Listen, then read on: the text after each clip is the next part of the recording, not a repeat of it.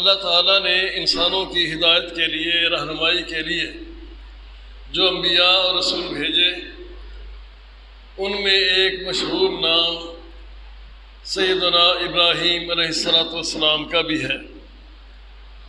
ابراہیم علیہ السلام کو جد الانبیاء کہا جاتا ہے، یعنی بے شمار انبیاء کے باپ۔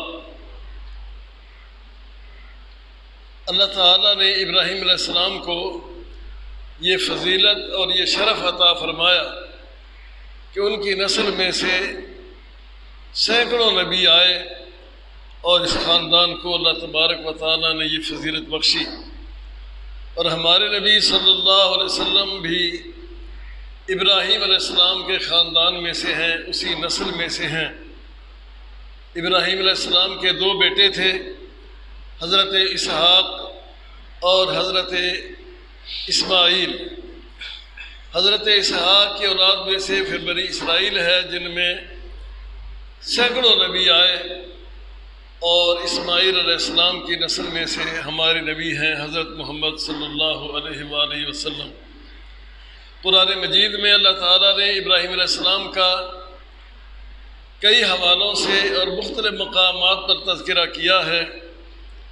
پہلے پارے کے آخری رکوعوں میں بھی یہاں تذکرہ ہوا۔ اللہ نے فرمایا کہ وَإِذِ ابْتَلَىٰ إِبْرَاهِيمَ رَبُّهُ بِكَلِمَاتٍ فَأَتَمَّهُنَّ، اور اے نبی صلی اللہ علیہ وسلم، آپ اس وقت کو بھی یاد کریں کہ جب اللہ تبارک و تعالیٰ نے ابراہیم علیہ السلام کو کئی احکامات دے کر انہیں آزمایا۔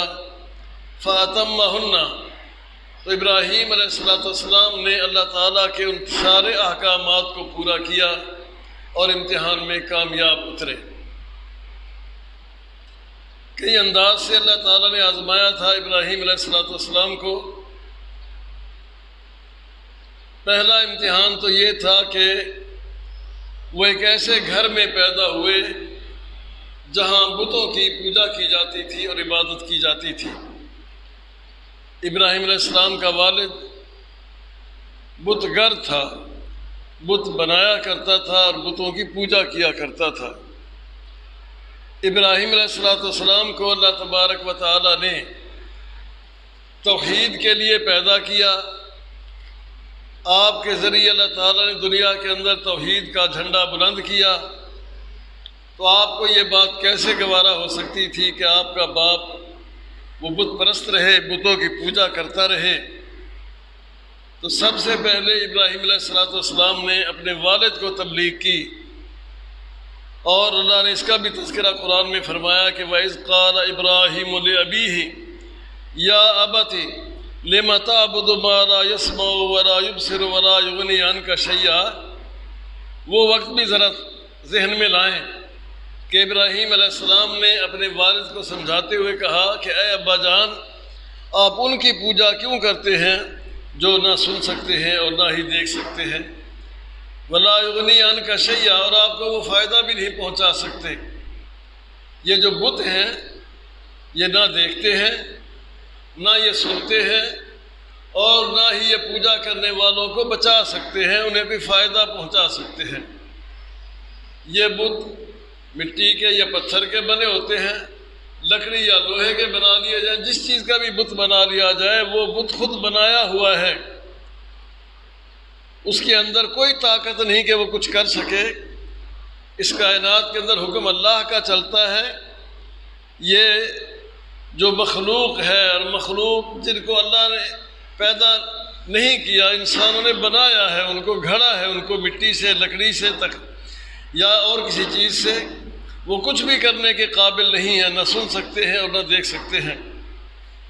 مشرک کی مت ماری ہوتی ہے، وہ اپنے معبود، جن کو وہ معبود سمجھتا ہے، خود ان کو گھڑتا اور بناتا ہے، پھر اسی کے سامنے سجدہ شروع کر دیتا ہے۔ جیسے ہمارے ہاں ایک انسان اپنی زندگی میں محتاج ہوتا ہے، لاچار اور بے بس ہوتا ہے، اور مرنے کے بعد جب اسے قبر میں دفن کر دیا جاتا ہے تو لوگ اسی کی پوجا شروع کر دیتے ہیں، حالانکہ وہ کچھ کرنے کی طاقت نہیں رکھتا، وہ مرا اگر اس کے اندر کوئی طاقت ہوتی تو موت ہی کیوں آتی اسے؟ جو خالق اور مالک ہوتا ہے اسے کبھی موت نہیں آیا کرتی ہے۔ یہ مر گیا اور مرتے ہی لوگوں نے اس کی پھر پوجا شروع کر دی، اس کی قبر پر آنا جانا شروع کر دیا، طواف شروع کر دیے، اور یہ عقیدہ رکھنے لگے کہ اب یہ سب کچھ کر سکتا ہے۔ دنیا میں جو کچھ بھی نہیں کر سکتا تھا اب وہ مرنے کے بعد سب کچھ کرنے لگ گیا ہے۔ یہ مشرکوں کی مت ماری ہوئی ہے، اور مشرک لوگ ان مردوں کو اپنا کارساز سمجھتے ہیں اور اپنا مختار سمجھتے ہیں اور اپنا مددگار سمجھتے ہیں۔ اگر ان کے اختیار میں کچھ ہوتا تو ان کو موت ہی کیوں آتی؟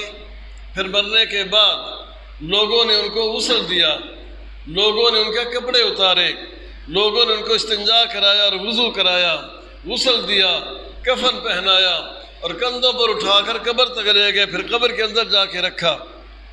اگر وہ زندہ ہوتا، اس کے اندر کوئی طاقت ہوتی تو وہ کہتا کہ میں غسل خود کر لیتا ہوں، میں کفن خود پہن لیتا ہوں، میں خود چل کر قبر تک چلا جاتا ہوں، میں خود قبر کے اندر لیٹ جاتا ہوں، تم اوپر سے مٹی ڈال دینا۔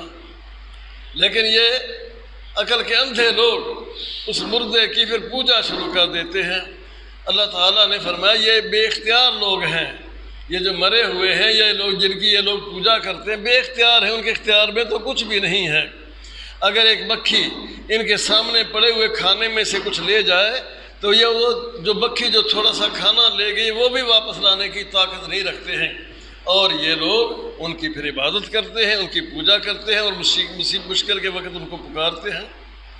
ابراہیم علیہ السلام نے بھی اپنے والد کو سمجھایا کہ ابا جان لما تعبد ما لا يسمع ولا يبصر، ابا جان آپ ان کی پوجا کیوں کرتے ہیں جو نہ سنتے ہیں اور نہ ہی دیکھتے ہیں، ولا یغنی عنک شیئا، اور نہ ہی آپ کو کوئی فائدہ پہنچا سکتے ہیں۔ اس سے یہ بھی پتہ چلا کہ اگر انسان کے والدین، ماں باپ یا بزرگ وہ صحیح عقیدے پر نہ ہوں، ان کی سوچ درست نہ ہو، ان کا عقیدہ درست نہ ہو، عمل درست نہ ہو، تو اولاد ان کو سمجھائے، ان کو تبلیغ کرے، ان کا ادب کرتے ہوئے، ادب کے دائرے کے اندر رہتے ہوئے سمجھائے کہ آپ کی سوچ غلط ہے، آپ کا طریقہ کار غلط ہے، اللہ کے دین کی طرف آ جائیں۔ ابراہیم علیہ السلام نے بھی اپنے والد کا بڑا ہی ادب کیا، یا اباتے، اے ابا جی، ابا جان کہہ کر ان کو پکارا۔ پھر فرمایا، قرآن نے ذکر کیا ہے، یا ابت انی قد جاءک من العلم ما لم یأتک، ابا جان میرے پاس ایک ایسا علم آ چکا ہے جو آپ کے پاس نہیں ہے، اور ایسا ہو بھی سکتا ہے اور ہوتا بھی ہے۔ یہ حقیقت ہے کہ بعض اوقات ماں باپ کے پاس اتنا علم نہیں ہوتا جتنا علم اللہ تبارک و تعالیٰ اولاد کو عطا فرما دیتا ہے۔ ماں باپ کو اتنی سمجھ نہیں ہوتی جتنی سمجھ اللہ تبارک و تعالیٰ اولاد کو عطا فرما دیتا ہے۔ ابراہیم علیہ السلام کے والد کو یہ سمجھ نہ تھی، وہ تو بتوں کی پوجا کیا کرتا تھا۔ ابراہیم علیہ السلام نے فرمایا، یا اباتی، ابا جان، انی قد جاءنی من العلم ما لم یأتک، میرے پاس اللہ کی طرف سے ایسا علم آیا ہے جو آپ کے پاس نہیں آیا ہے، فاتبعنی، آپ میری پیروی کریں، میرے پیچھے لگیں، میں جو دعوت دے رہا ہوں اور جو دین پیش کر رہا ہوں آپ اس پر عمل کریں۔ اہدک صراطا سویا، اگر آپ اس پر عمل کریں گے تو میں آپ کو سیدھے راستے کی رہنمائی کر دوں گا۔ میں جو بات کہہ رہا ہوں اپنی طرف سے نہیں، یہ اللہ تعالیٰ کی طرف سے یہ بات آئی ہے اور یہ دین آیا ہے، میں آپ کو سیدھے راستے کے اوپر لے کر چلوں گا۔ یا ابتی لا تعبد الشیطان ان الشیطان کان للرحمن عصیا، اور ابا جان آپ شیطان کی پیروی نہ کریں، شیطان کے پیچھے نہ چلیں، شیطان کی بات نہ مانیں، شیطان تو اللہ تبارک و تعالیٰ کا نافرمان ہے۔ اور اکثر لوگ شیطان کی پیروی کرتے ہیں، شیطان کے پیچھے چلتے ہیں اور شیطان کی بات مانتے ہیں۔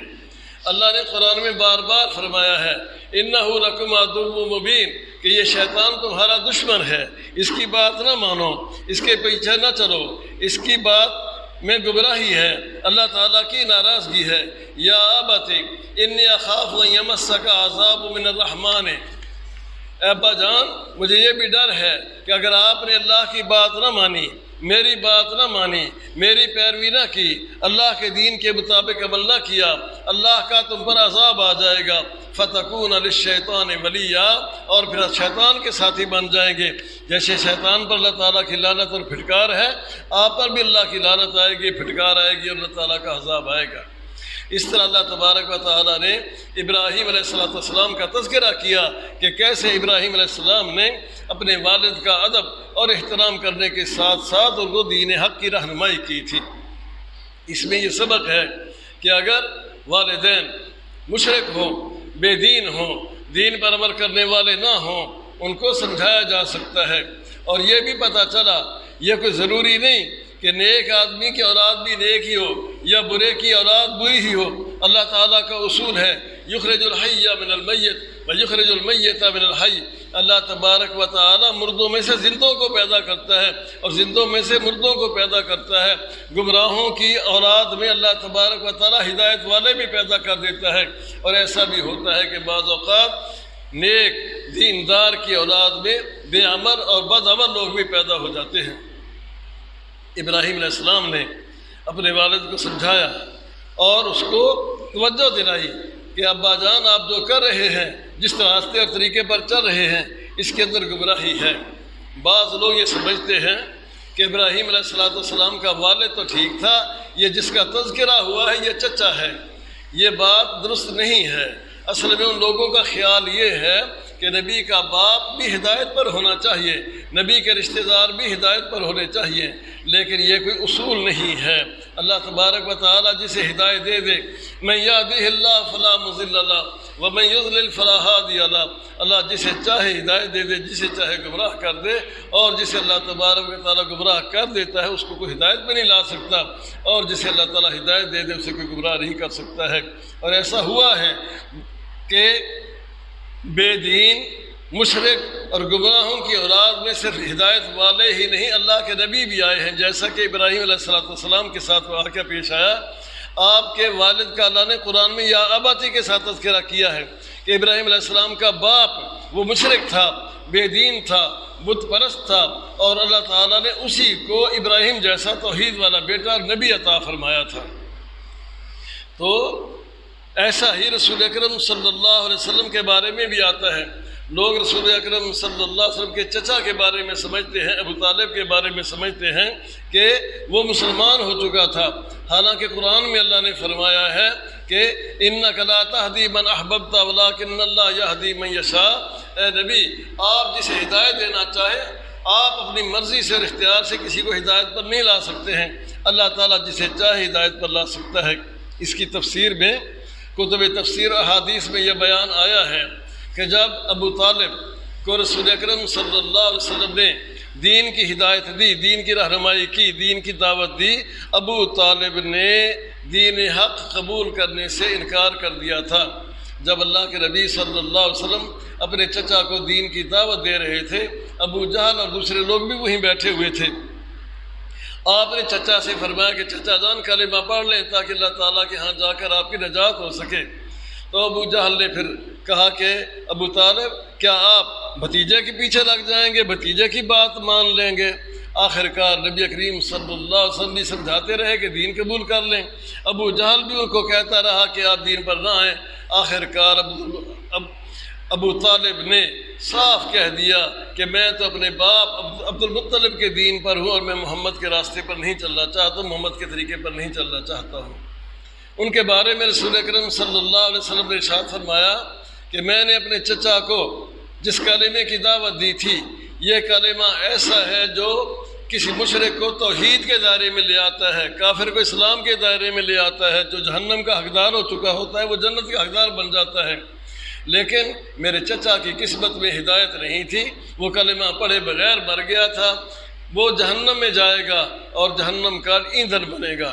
صحابہ کرام نے پوچھا کہ یا رسول اللہ صلی اللہ علیہ وسلم، آپ کے چچا نے آپ کا ساتھ دیا، دنیاوی لحاظ سے آپ کی حمایت اور تائید کرتا رہا، کیا اس کو یہ حمایت کوئی فائدہ بھی دے گی؟ نبی کریم صلی اللہ علیہ وسلم فرمایا صرف اتنا فائدہ دے گی یہ جو میری حمایت کرتا رہا، اس سے اس کو اتنا ہی فائدہ ہوگا کہ اس کو جہنم میں سب سے کم عذاب دیا جائے گا، ہوگا جہنم میں، رہے گا جہنم میں ڈالا جائے گا، اس کو سب سے کم عذاب ہوگا، اس کو جہنم کی آگ کی جوتیاں پہنائی جائیں گی، لیکن وہ یہ سمجھ رہا ہوگا کہ مجھے سب سے زیادہ سخت عذاب ہو رہا ہے۔ تو ہدایت یا رہنمائی یہ اللہ تعالیٰ کی نعمت ہے، اللہ تعالیٰ جسے چاہے عطا کر دیتا ہے۔ ابراہیم علیہ السلام نے اپنے والد کو سمجھایا، دین کی دعوت دی، لیکن اس کی قسمت میں ہدایت نہیں تھی۔ تو یہ قرآنی الفاظ کا مفہوم یہی ہے کہ ابراہیم علیہ السلام کا والد مسلمان نہیں ہوا تھا اور وہ کفر پر ہی مرا تھا۔ جب ابراہیم نے اپنے والد کو سمجھایا، توحید کی دعوت دی، تو وہ کہنے لگا اراغب انت عن آلہتی یا ابراہیم تم مجھے ایک اللہ کی طرف بلاتے ہو اور یہ جو میرے اتنے معبود ہیں تم نے ان کو چھوڑا ہوا ہے، ان سے تم اعراض کر رہے ہو۔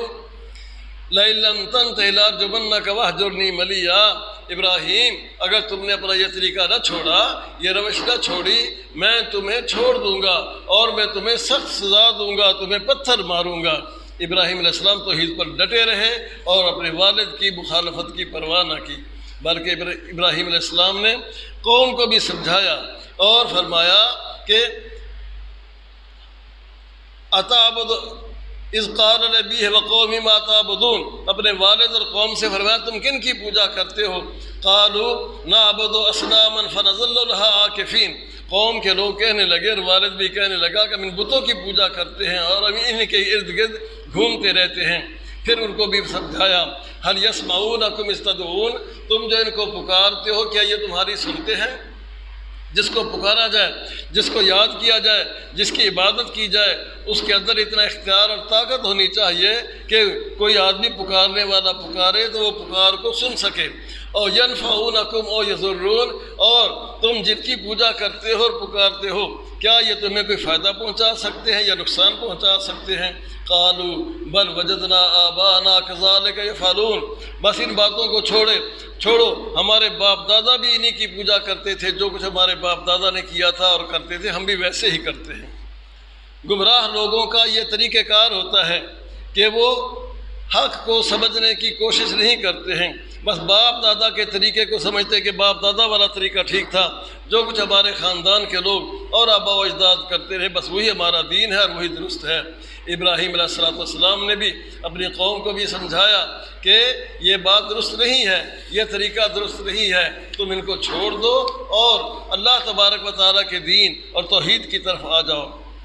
قوم نے دیکھا کہ ابراہیم ہماری مخالفت کرتے ہیں اور ہمارے بتوں کو برا بھلا کہتے ہیں۔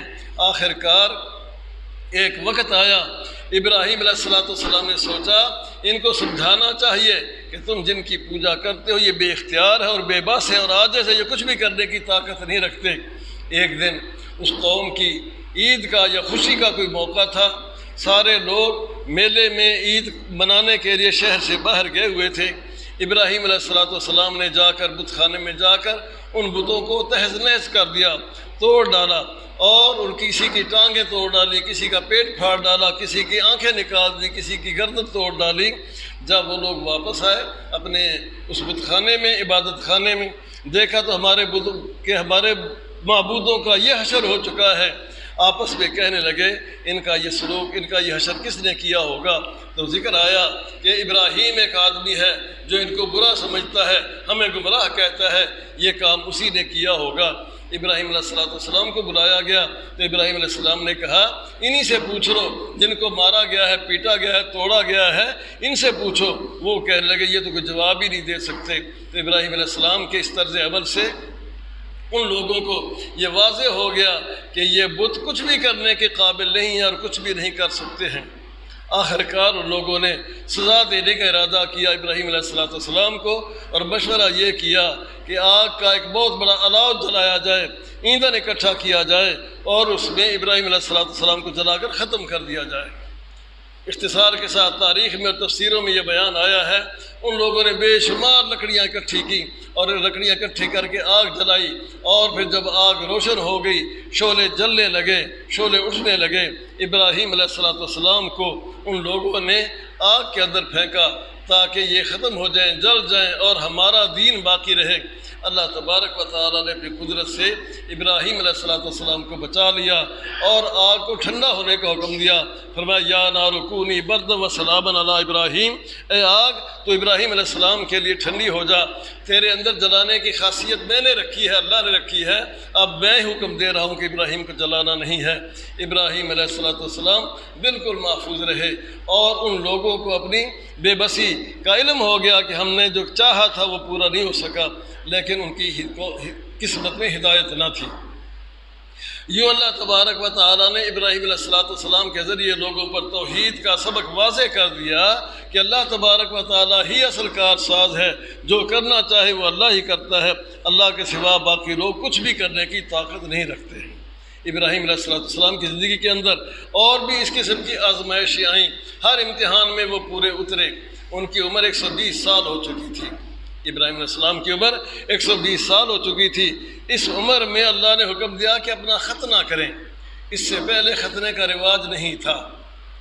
ابراہیم علیہ السلام سب سے پہلے آدمی ہیں جن کو ختنہ کرنے کا حکم دیا گیا۔ 120 سال کی عمر ہو چکی تھی۔